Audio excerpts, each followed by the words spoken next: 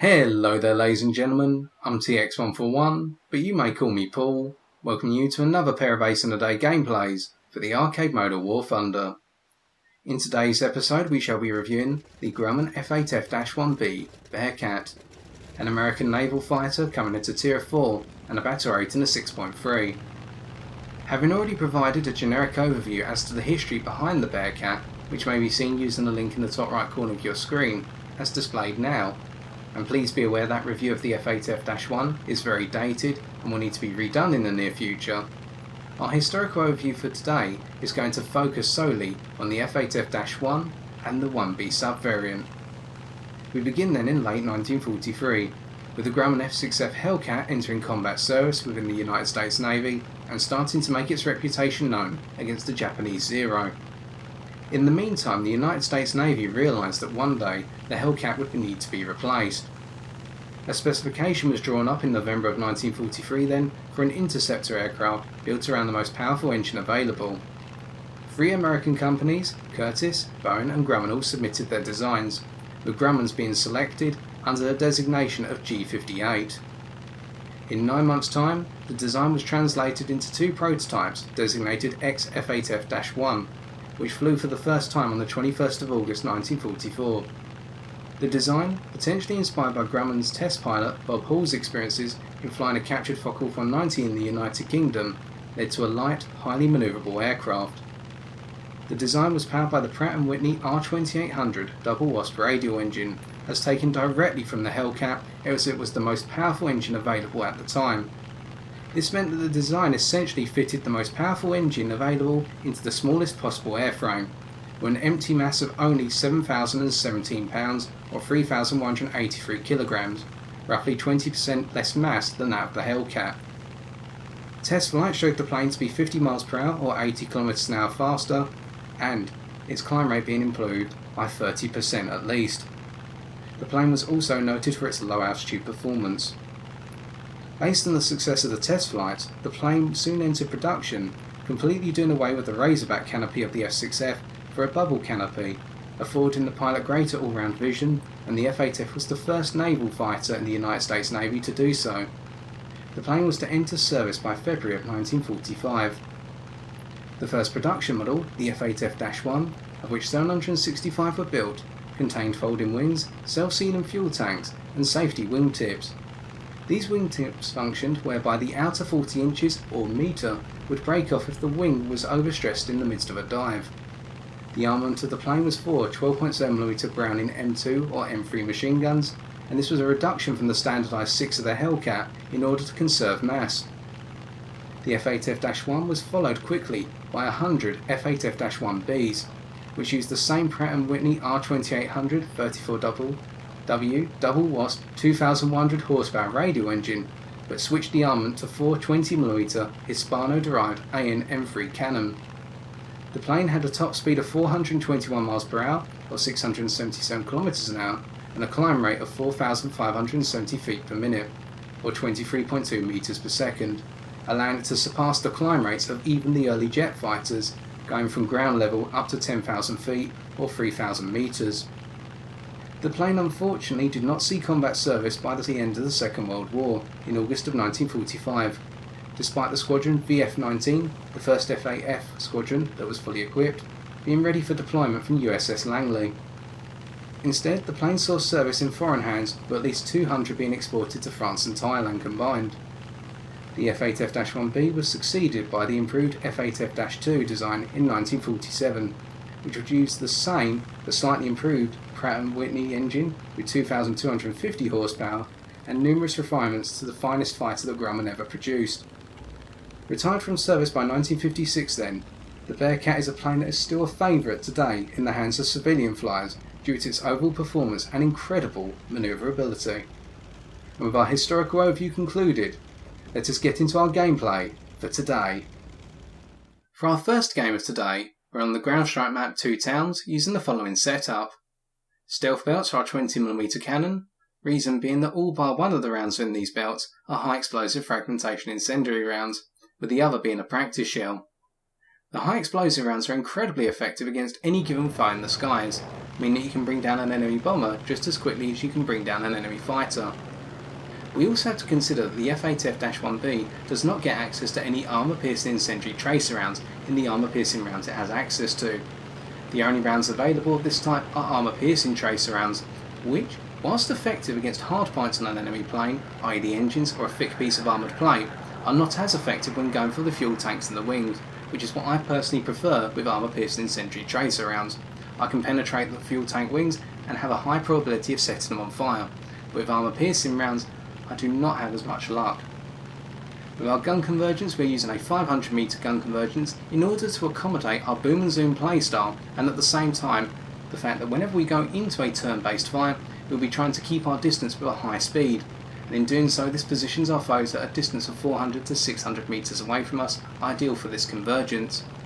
And finally, considering our fuel load, we're using the standardised amount of 30 minutes to ensure that we can make it to the end of the game unscathed on fuel capacity.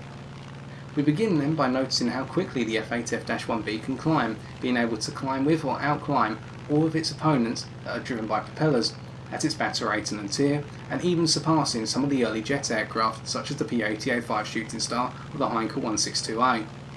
But we can see a Focke-190 D12 coming directly for us, and we go head to head, opening fire at 1.1 km and getting quite fortunate to bring them down at such a distance with our convergence and not taking any fire. We quickly notice a Focke-190 A8 coming up underneath us, trying to hit us in our belly, but we break over the top of them, and using our brilliant high-speed maneuverability, we can snap round and instantly see the 500 metre gun convergence coming into effect. We opened fire at 400 metres, just at the minimal distance of our convergence ideally, as we explained at the start, and this meant that we could bring the A8 down without trouble. We now progress towards a Dornier 217K1 and show how quickly the cannon can bring down an enemy bomber, just like they can bring down an enemy fighter. The Dornier goes to the break in the dive, but we cut them apart at dead on 450 metres and then go head to head with a BF-109K4 and a Spitfire FR.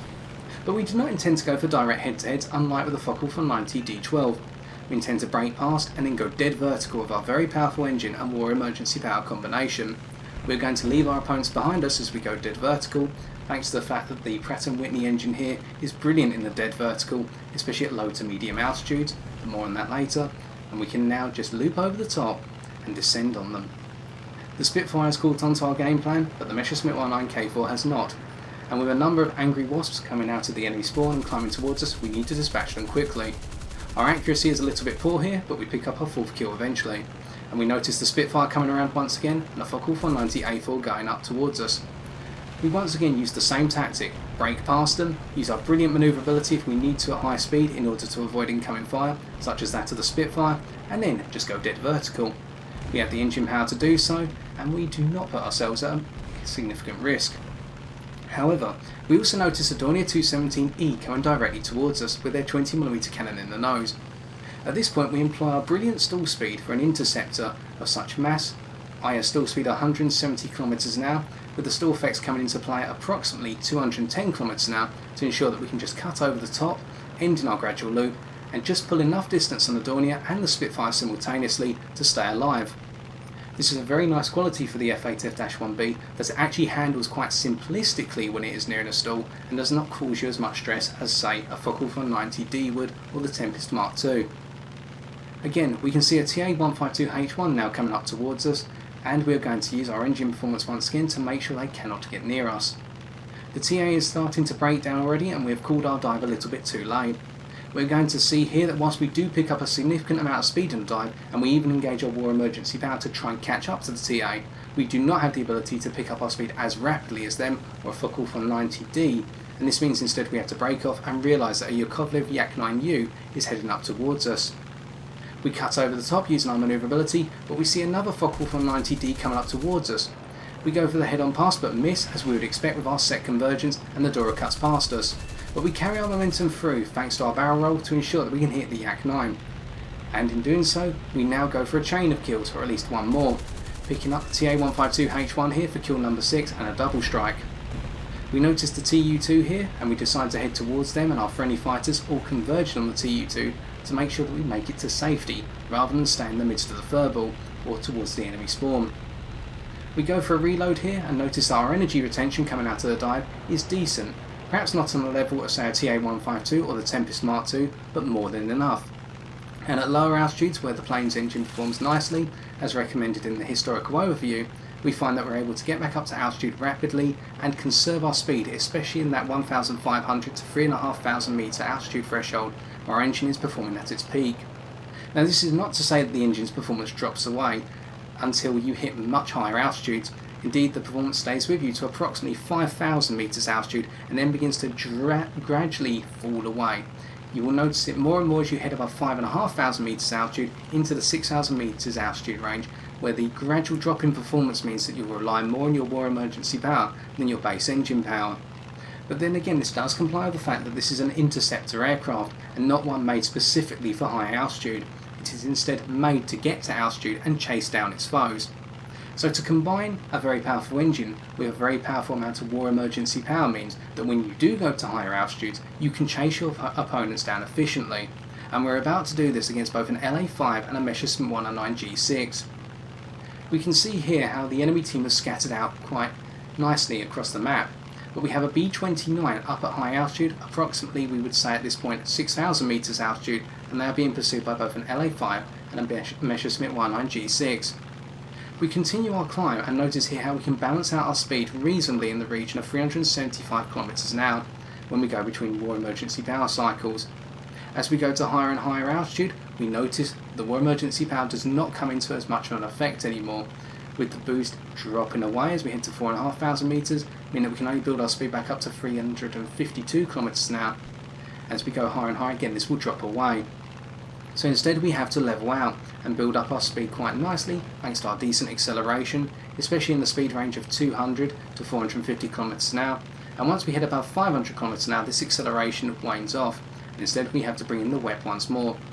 We do this here at 425 km an hour and we can see we can very quickly go to 500 km an hour, much like on the Tempest Mark II, and this means that we can catch up to our opponents rapidly. Although we are WEP dependent at this point, something that was not in the Tempest Mark II to an extent. But in doing so, we have caught up with the LA-5 already, and the Messerschmitt 109 is just ahead. The LA-5 seems to be reacting to the firepower of the B-29, not our presence, and we start to open fire. Unfortunately our accuracy is off here, but we have a lot of ammunition available, 826 rounds, so we can afford to miss and throw a couple of rounds into the sky rather than our enemies.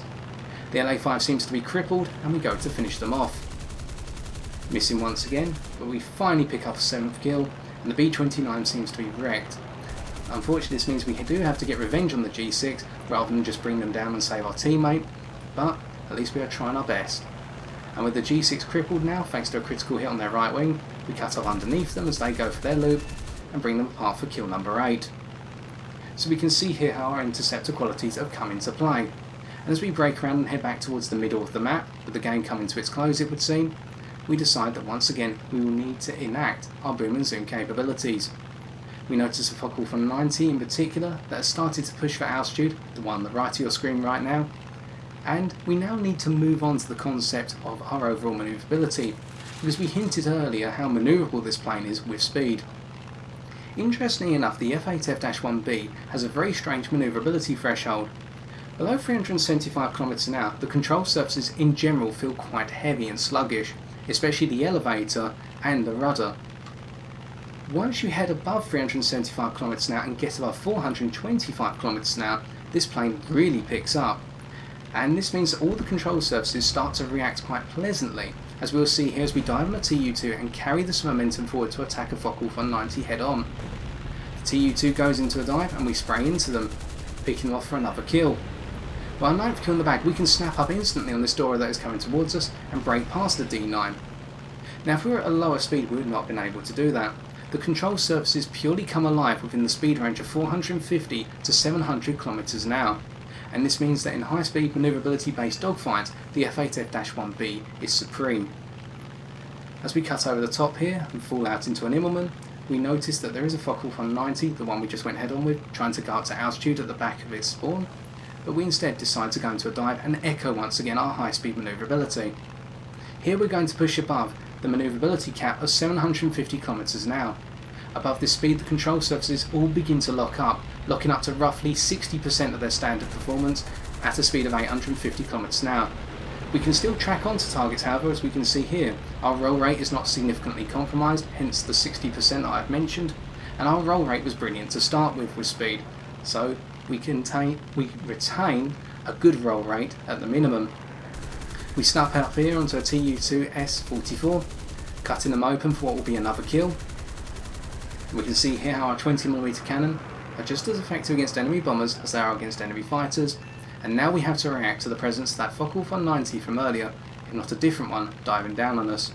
It is a Dora, and they are quite manoeuvrable with speed, but as we go above 600 km/h here and they try to break onto us, we are going to turn underneath them and then snap the other way at the last minute. We can see here how we have brilliant manoeuvrability with speed, as do they, but we have the superior manoeuvrability, and this means we can now get onto their tail. But unfortunately they're getting away from us too quickly for us to be able to drop rounds onto them, and we would have had to have provided a lot more lead in order to bring the Dora down. Nonetheless, we stayed alive and depicted how manoeuvrable the F8F-1B is.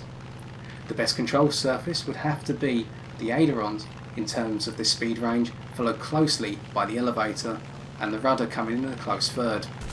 All the control surfaces seem to react in harmony rather than being one that pulls its weight compared to the others, meaning that you can rely on the entire plane to give you the manoeuvrability that you require. And to the same effect, when you go below that 375 km/h threshold I mentioned earlier on, all the control surfaces feel equal, but they feel sluggish all the same, meaning that you do lose that edge that you have over your opponents, especially planes such as M1K2s if they latch onto your tail, which are more manoeuvrable at lower speeds. We see here a B-29 get cut apart by a F8F 190D. Unfortunately we could not intercept, and the game comes to its end. And it's now time for us to review the post-game stats.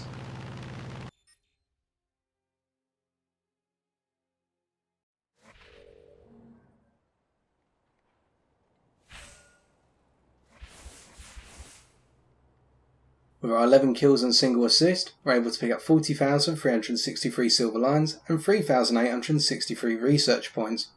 This was all due to us exploiting the core strengths of the F8F-1B from the outset, whereby we used our superior climb rate to gain the altitude advantage on our foes and then dictate the rules of engagement for the rest of our encounters, excluding 3. The first being our initial encounter in a head-on pass against a F8F 190D12, where we were quite fortunate to bring them down in such a long range head-on.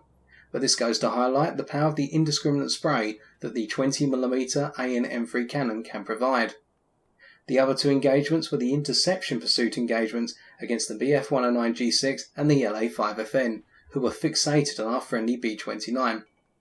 We should also note that thanks to the usage of stealth belts, they may not have known we were there when we were wildly missing our targets, thanks to the fact our stealth belts do not have any tracer component. And with 826 rounds available, you can afford to miss a few when trying to bring a foe down in a pursuit. On the other hand, throughout the rest of our engagements, we utilised our 2 core areas of strength, apart from our climb rate, that being our engine's performance, both base and with war emergency power, up to 5,000 metres altitude, and our brilliant high-speed manoeuvrability within the speed range of 450 to 700 km/h, in order to break away from our opponents by going dead vertical and leaving them stalling out in our wake, or alternatively breaking past our opponents, cutting through the ones in our line of fire and snapping onto those off to our side, such as the Tu-2S44 bomber kill that we achieved towards the end, where we snapped onto them at low altitude and used our engine power and our brilliant energy conservation at very low altitudes, i.e. below 2,500 metres, to make sure that we could pick up our kills rapidly thanks to the power of our 20mm cannon. And in taking this approach, we're able to come second by comparison to the rest of our team.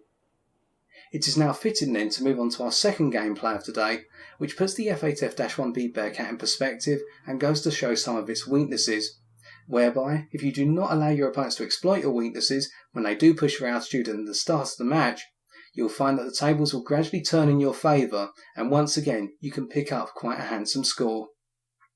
For our second and final game of today, we're on the air domination map Kursk, using the same setup as before. However, this time as we climb to altitude, we shall be discussing our personal experience in upgrading the F8F-1B from stock. In general, the concept of upgrading a battle rating 6.3 Tier 4 stock fighter aircraft in any given condition, i.e. whether it is a turn fighter or an energy fighter, is a very daunting one. Reason being, there is a massive difference between your performance and that of your adversaries, especially if you assume all of them are fully upgraded, as I typically would do, to make sure I'm at maximum awareness. However, I actually found the stock upgrade process with the F8F-1B Bearcat to be quite an enjoyable one when flying solo. This was because of two redeeming factors. The first being the low altitude performance of the engine, whereby below 4,000 meters altitude, the straight line acceleration of the engine in particular meant that I could accelerate from 200 to 450 km an hour quite quickly, even without the usage of WEP. In turn, this means that if you take a role, as I personally try to, of hanging behind your friendly fighters and nipping in and out of the midst of furbballs as they develop, you can cut into the furball and get out just as quickly, picking up 1 or 2 kills or assists on the way. And at the same time, this means you can always build your energy back up to a decent position, in terms of kinetic energy, not altitude or potential energy, in order to evade any of those who try to pursue you out of the furball, and at the same time those who would dive down on you from a higher altitude position, as they have been lurking above with their superior airframes thanks to additional upgrades. Now this combines with a second redeeming factor, and that is the 20mm cannon available. You have 4 of them, and you have 826 rounds available. So straight away, you've got a long time between reloads, and you can use a lot of ammunition to cut down a lot of opponents, or at least pick up some assists. You also have to consider the fact that the default belts are 50% high explosive fragmentation incendiary and 50% armour piercing tracer. And this means that when you do hit an opponent, you have a very high chance of doing a critical hit at the minimum, and thereby picking up the assist, if not the outright kill. This means that very quickly you can go from having 0 kills in a match to having 4 or 5, literally from a single encounter if you stay in the furball, because whenever you get an opponent in your gun sights, you can just cut them to pieces straight away. However, we have to qualify this. Without the new 20mm cannon upgrade, your 20mm cannon will jam within 2 to 2.5 seconds of you opening up on the trigger, and this is even with your pilot's weapon maintenance skill fully upgraded. Instead, you will need to trigger tap, i.e. just keep tapping the trigger very lightly in order to extend this duration before your cannon jam up to roughly 3 to 4 seconds. The second problem here is the fact that when you are firing at Convergence without the new 20mm cannon upgrade, there is a significant cluster spray to your 20mm cannon, and this in turn can mean that you may have a very large profile target such as a B-17 right in front of you, but even when you open fire at your Convergence, you do very little damage simply because your rounds are spraying around the target, and this is something you will just have to contend with until you get the new 20mm cannon upgrade. Now returning to the gameplay at hand, we can see here we have climbed up to roughly 6,200 meters altitude, or that is where we're intending to go to. We have been trying to outclimb an M1K2J, who has really pushed for altitude as well to counter both us and the presence of an A26 on our team. Now the A26, if I remember correctly, is an attacker / heavy fighter, and this means that they will not be able to manoeuvre with the M1K2 from the outset. However, as we are a fighter, the United States Navy fighter, and they are an Imperial Japanese Army Air Force fighter, also used in the naval theatre, the M1K2J is going to be a nightmare to contend with for us because they are the more manoeuvrable foe. And this means that if we do end up in the midst of a turn fight, which we're going to see here, we are going to have to utilise our better performance in the vertical in terms of engine power to keep them off our tail for long enough so that way we can gain the advantage.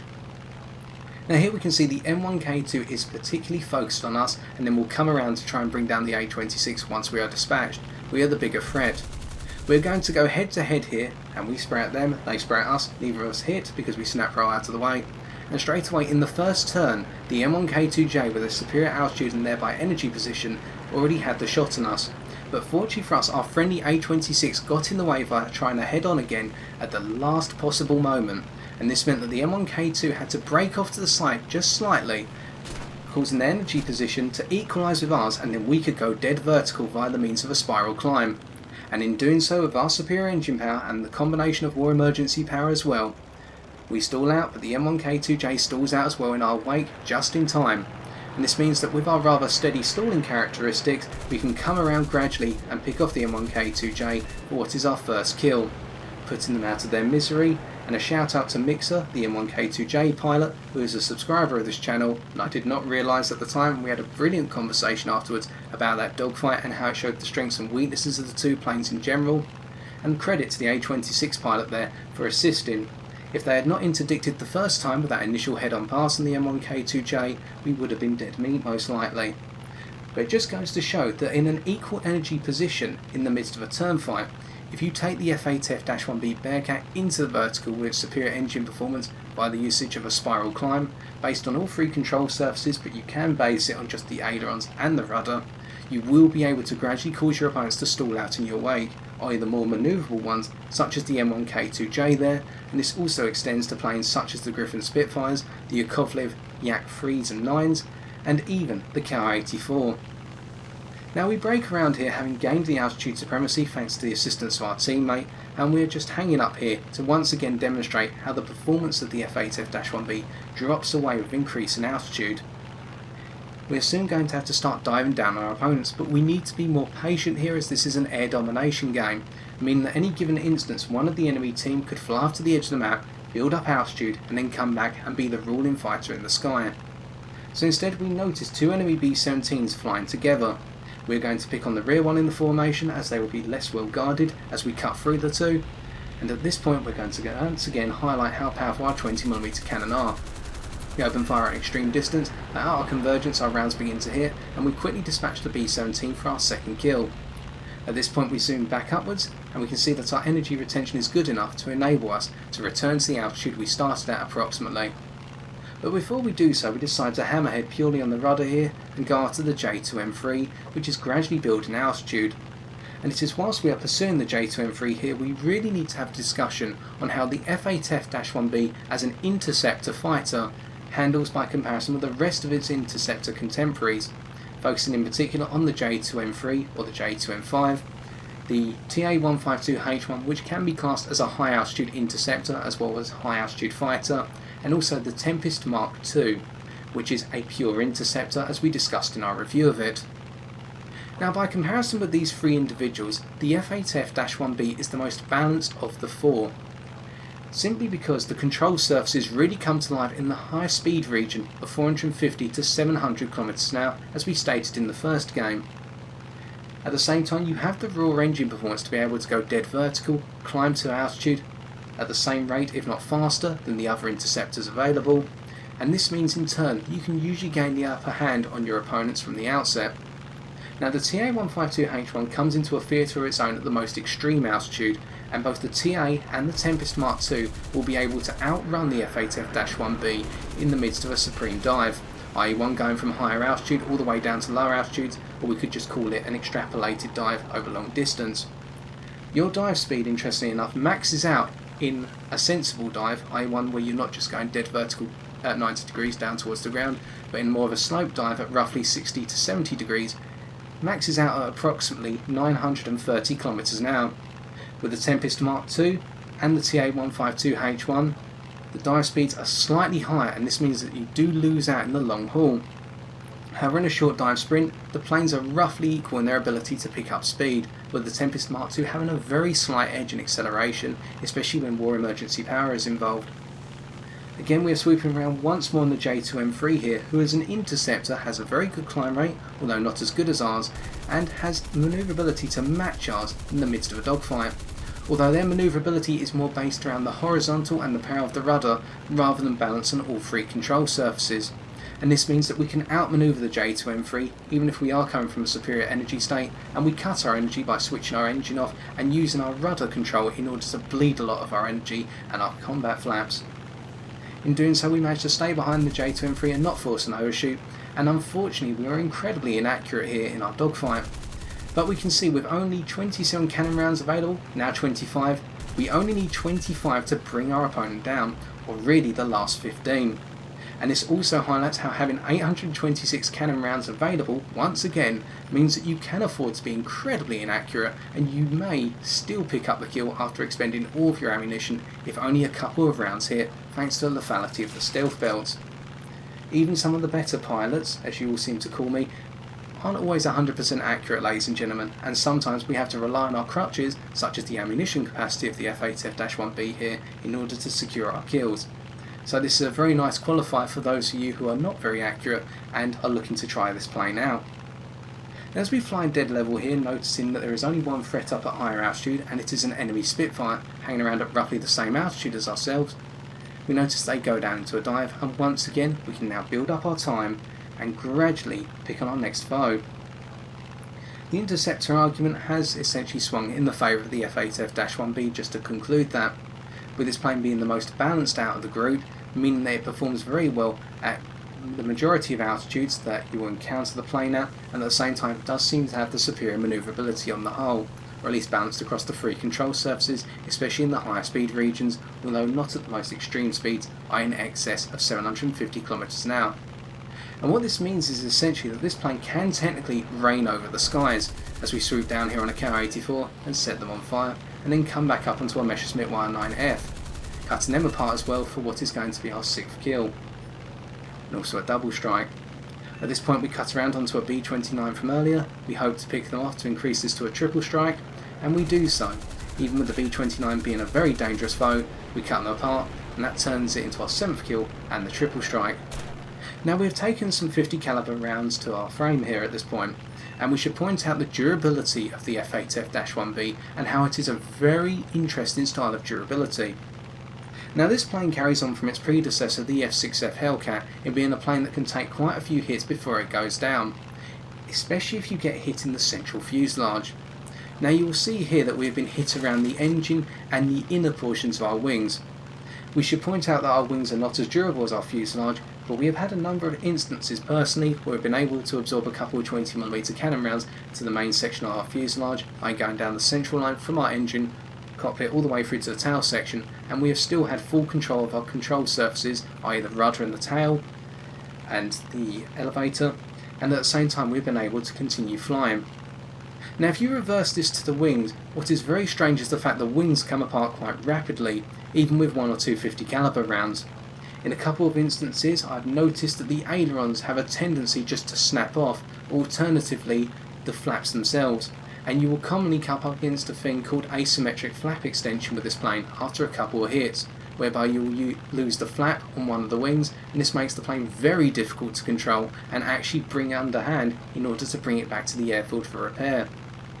As a result, you need to try and avoid getting hit wherever possible in the wings, which is why taking a very head-on style approach against enemy bombers will work very well, because if you do not expose your full profile and instead only expose the engine as your maximum cross-sectional area when taming the B-17 or a B-29, and this is one of the few planes which I will happily tail an enemy bomber, even with one with 20mm cannon for example, you'll be able to take a good few hits and then be able to survive and bring your opponent down. And there we use the Split S on a Yak 9P and cut them apart at long range, showing once again the lethality of indiscriminate spray at long distance, even with our gun convergence of 500 metres. And we now proceed after a B-17, and we highlight how we are happy to pursue the B-17 rather directly, rather than come from above or below, in order to bring them down. We expect to be able to take a good number of 50 caliber hits, or higher power ammunition hits, say for a 20mm cannon or G8M1, before we get brought down, and in the meantime we can bring our bomber opponent down faster. Now, in terms of durability, we also have to consider the concept of flammability, i.e. how often does this plane catch fire. Well, incendiary round hits to the wings have a good chance of setting the plane on fire, but this is common across the majority of the aircraft that you will fly and face at the battle rating of 6.3. As here we hammerhead over the top of a Messerschmitt 109G, and we will not get them in our first pass, but we're merely teasing them into a very low energy state here as we snap up once again. We're going to cut over the top of them, roll out in the opposite direction, and use our rudder just to comfortably come out behind them, and show how at lower speeds, even when the control surfaces begin to lose their overall ability to respond nicely, you still have that stability in the plane as we pick up our double ace. Now returning to flammability, this plane, when it is hitting the wings, has a good chance of catching fire, but a good number of fighter aircraft at the battle rating do, as we have just said. But in general, the only main fires I've noticed are occasionally fires from around the engine, i.e. the oil tank based around the engine, which seems to catch fire from time to time, but is not that frequent. These are rare circumstances and not the norm. Most of the time you'll be knocked out by the fact your wings have come apart, and it is very common to find that your wingtips will get shot off and you may have to continue the game without your right or left wingtip whilst the other one is still standing. Now in this interlude, as we've been bringing down the Messerschmitt Y9 G14 and we bring down the Seafire here, we can notice that a good portion of our team has been knocked out and the enemy team is all trying to push up to higher altitudes now to capture A. We pick up another double strike, also knocking out a Messerschmitt Y9 there in the pass, and we just gradually make our way back up to altitude as we can see an I-185 going for altitude over our friendly spawn, and now it is just us and one other friendly as far as we can see in the skies, or perhaps two friendlies, with the Messerschmitt Y9 there being the only friendly that we can account for. As we break back up, we pull our distance and we notice that our opponents will most likely go for the Yakovlev 9, the second friendly we were discussing, and the Messerschmitt Y9 who are closer to the centre, but the more alert opponents will hold fire and stay up at altitude in order to counter us. In particular, we are focusing on the I-185. But at this point we can just extend our distance and come around when the time is right, because we have the space to do so on an air domination map, and again by playing the patient hunter we can use our strengths and advocate them against our opponents, that being our brilliant performance with speed and our ability to dodge out the way of head-on passes with our speed thanks to our brilliant controllability on all three axes. Now we have a Messerschmitt 109 here coming up to us and a couple more opponents. The I-185 seems to be gradually meandering around here, and as A is captured, unfortunately we were a little bit too late to recapture it or prevent the capture, we're just going to pick off our last couple of kills.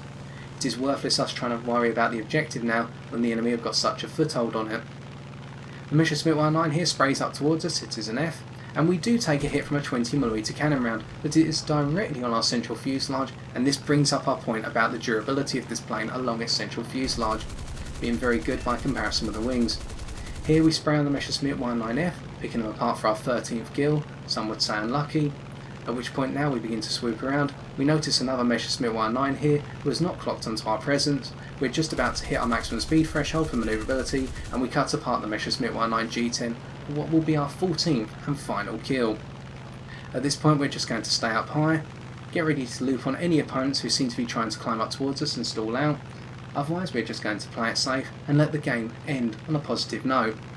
And we can see here how over time we've been able to gradually get everything in terms of the overall engagements into the engagements that we would like to enjoy, i.e. ones that are fast, where we have the altitude and with the ability to have full controllability of our plane, and stay alive towards the end of the game, even with the tense start. Now let us move on to the post-game stats once again.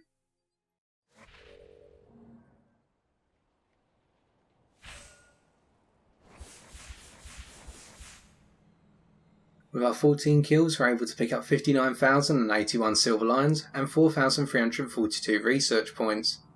To defeat the F8F-1B then, I would strongly recommend a singular approach which can be applied across the majority of planes you can use to fight the F8F, and that is to lure it into an extended turn fight.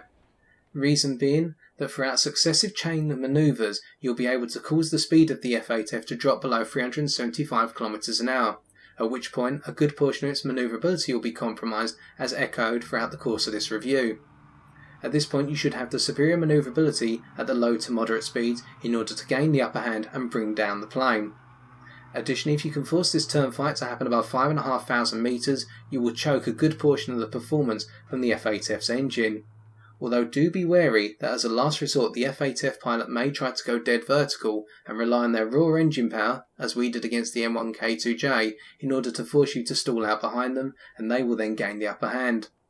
When this occurs, you need to keep tight to the F8F, or alternatively disengage immediately and come back in for another pass and subsequently another turn fight. But avoiding such a circumstance wherever possible in our second game of today as well, we were able to come first by comparison to the rest of our team.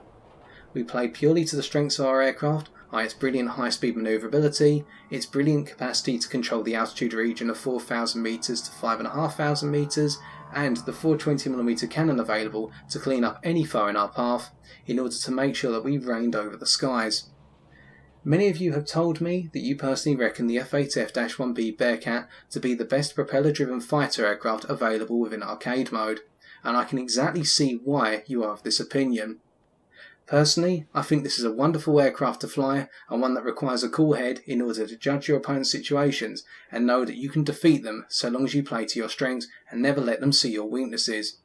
This is a real hot rod, ladies and gentlemen, thanks to its massive engine and very small airframe built around it. and you can cruise the skies knowing that you are the cool cat. And so I've been TX141, and if you've enjoyed this video, why not leave a like, comment or subscribe for future War Thunder videos on my channel. But until next time, ladies and gentlemen, take care and good luck in the skies!